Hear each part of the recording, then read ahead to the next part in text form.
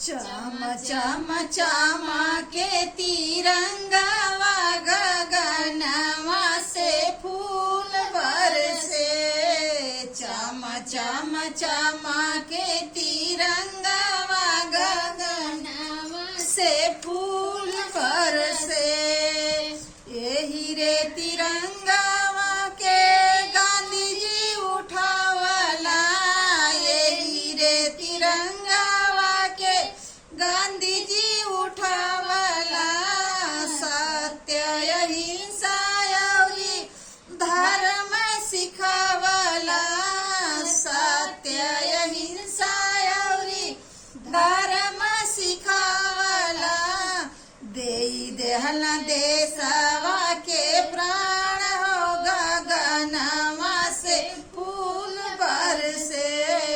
देई देहला देशवा के प्राण हो गगनवा से फूल बरसे। चम चम चमके तिरंगावा गगनवा से फूल बरसे। चम चम चमके तिरंगावा गगनवा से फूल बरसे। ओही रे तिरंगावा के भीम जी उठावला। ओही रे तिरंगावा के भीम जी उठावला। मानता समानता अधिकार सिखावला। मानता समानता अधिकार सिखावला। लिखी देहल भारत संविधानवा गगनवा से फूल बरसे। लिखी देहल भारत संविधानवा गगनवा से फूल बरसे।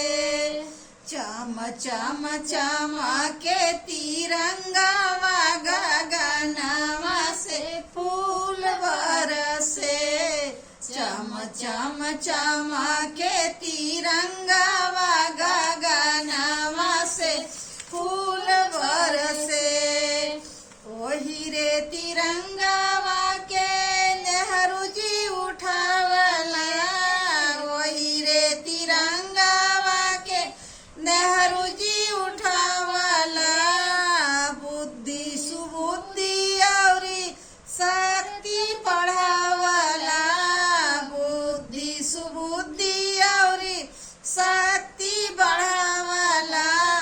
देई देहल देशवा के जान हो तिरंगवा से फूल बरसे। देई देहल देशवा के जान हो तिरंगवा से फूल बरसे। चम चम चमके तिरंगावा गगनवा से फूल बरसे। चम चम चमके तिरंगा